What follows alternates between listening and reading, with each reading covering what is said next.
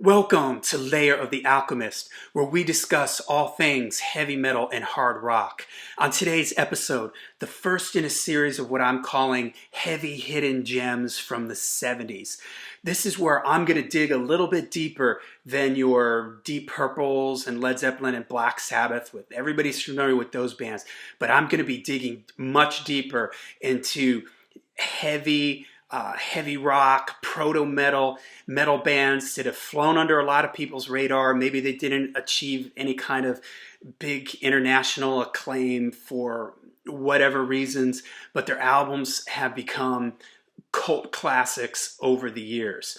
So to get started, I've picked two bands, and these are two bands that almost always appear on lists when you're first beginning to search, beyond Black Sabbath, beyond Thin Lizzy.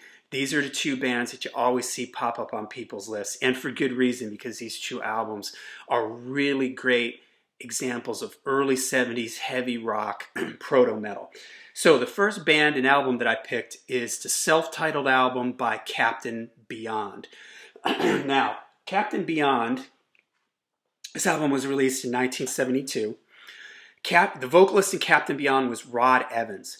Rod Evans was the original vocalist for Deep Purple. Some people may not realize that Deep Purple, their first three albums, were kind of like a British psychedelic thing. And it wasn't until Ian Gillan came into the band that they became the Smoke on the Water Deep Purple that we all know and love today. But Rod Evans was the original vocalist, and when he left and was kicked out, I don't quite know what the story was, he went on and formed Captain Beyond. He also had Bobby Caldwell on drums, who had played on a live album with Johnny Winter, had played with Rick Derringer, and Larry Reinhardt on guitar and Lee Dorman on bass, who had been in Iron Butterfly. So this was kind of a supergroup of sorts. The album was released on Capricorn Records, which had released a bunch of Allman Brothers albums, and in fact, there's a dedication to Duane Allman on the back of the album, because Duane had recently passed away. So, what about the album? Well, first of all, it's fantastically mixed. It has a great, warm but punchy sound. You can hear all the instruments, nice bass the instrument, bass the frequency through the record. The guitars are thick and, punchy. It's got a lot of guitar overdubs and vocal overdubs, so it's a very well produced record. Some of the songs on the record that I really like, on side one, you've got Dancing Madly, which kind of starts with this cool drum intro, and it's got this sort of syncopated bluesy riff. River of Fear, probably my favorite song on the first side of the record. That has a catchy chorus and a catchy blues riff. Myopic Void, which is kind of like a trippy psychedelic number with slow and spacey with these slide guitars. There's a little bit of a southern boogie vibe to some of the songs, like Armworth and Mesmerization Eclipse, which are on the first side, which I don't really care for. They're cool, but I just don't like them as much as the other songs. Now, side two is where this album really comes to life for me. Side two is, I don't know if it's a concept, it's supposed to be like a concept album type thing, but all the songs on side two kind of segue one into the other. I haven't really analyzed the lyrics enough to see if there is a theme or something that runs through it, although there is some vocal melody things that do reappear. For instance, side one opens with the song Thousand Days of Yesterday, which is sort of this moody piece with these vocal harmonies. And then it goes right into Frozen Over, probably my favorite song on the record, which is kind of proggy, and it's got this really groovy midsection. This album has a lot of that, where the band sort of will break off into these sort of syncopated, funky, bluesy, heavy, groovy riff things. And then after Frozen Over, it segues right back into Thousand Days of Yesterday, but much faster.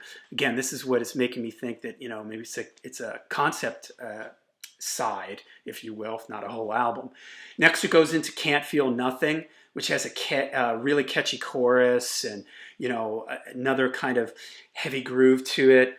As the Moon Speaks, which has this clean arpeggiated guitar, like a spoken word thing. Astral Lady, it's got all these fast kind of proggy riffs in it. As the Moon Speaks, it returns back to this spoken word thing. Now all these songs are just kind of segueing one into the other. And then it ends with Can't Feel Nothing again, which we heard a little earlier on side 2, but this time it has more of a major key. It's really melodic, and then all of a sudden it breaks into this really groovy, syncopated thing. There's this cowbell going, so it's just super cool. Rod Evans' vocals sound great. There's this great playing from everybody on this record, especially the rhythm section stuff with the drums and the bass. So really awesome. If you haven't heard Captain Beyond, check it out. I forgot to mention, I am gonna have a playlist, a Spotify playlist that I'm gonna put in the description, that as this series goes on, I'm gonna add a couple songs from each one of the albums that I talk about, so you can check it out. So, okay, Captain Beyond, self-titled, very, very cool, very heavy for 1972. All right, let's move on. From 1970, Sir Lord Baltimore, Kingdom Come.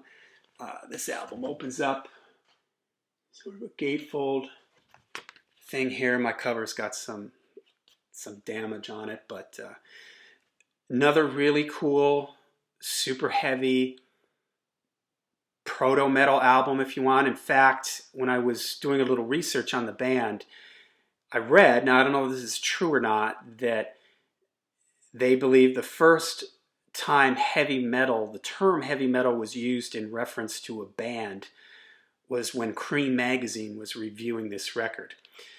Now, one unique thing about Sir Lord Baltimore, they're a three-piece. John Gardner was the drummer and the vocalist. Louis Dambo was on guitar and Gary Justin on bass. This album was also engineered by Eddie Kramer, and it was mixed and engineered at Electric Ladyland Studios. Eddie Kramer was famous for working with Jimi Hendrix, and Electric Ladyland Studios was the studio that Jimi had built. So this album, I don't like this quite as much as Captain Beyond. The mix on this, which is a little surprising because Eddie Kramer was involved, is a little bit...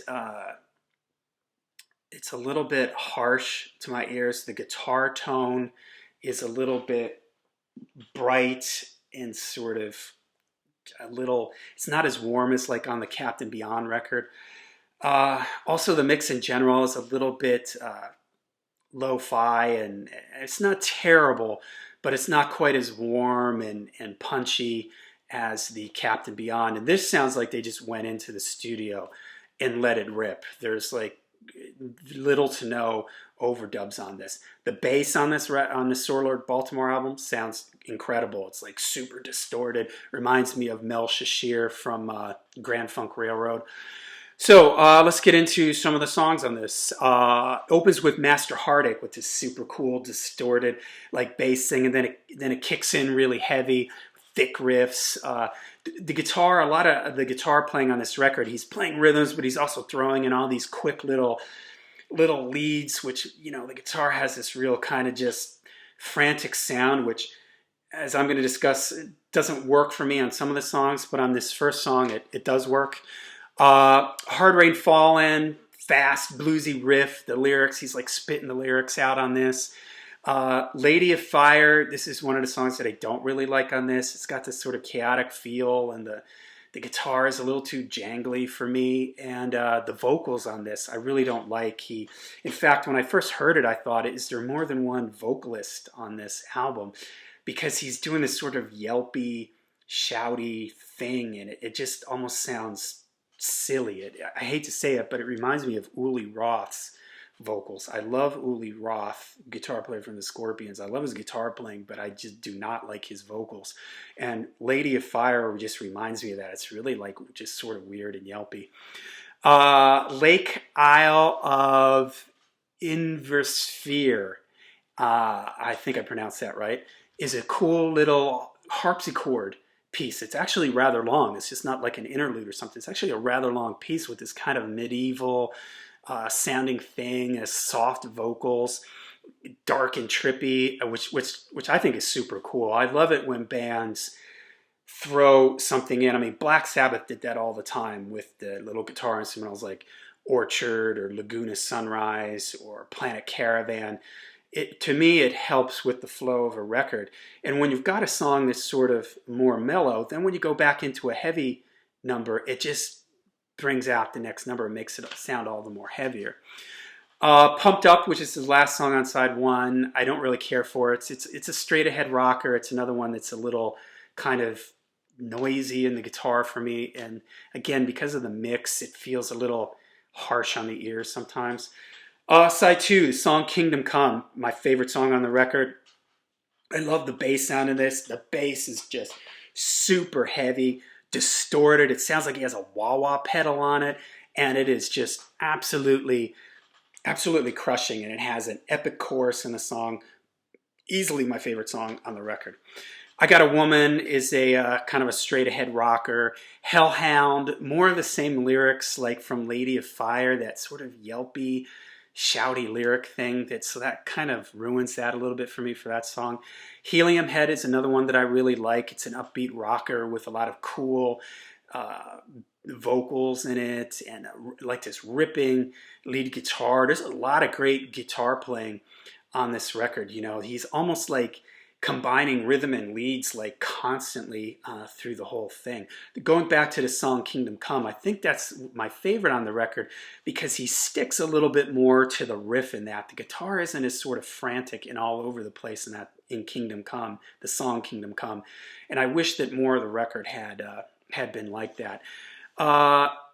Ain't Got Hung Up on You, another fast rocker, you know, which is a cool way to end the record. So all right, so there you go. Two really cool records that I highly encourage you to check out.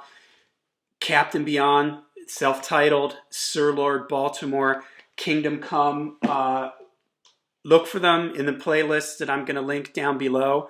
And let me know what you think of those records. Let me know some other records. I've got a list of records that I'm going to be covering. We're going to be digging deeper and deeper into the 70s, getting into more heavy and dark and you know, proto metal stuff. But if you have some suggestions, throw them in the comments. So all right, thanks for watching, and until we see you again, remember to stay heavy and stay metal.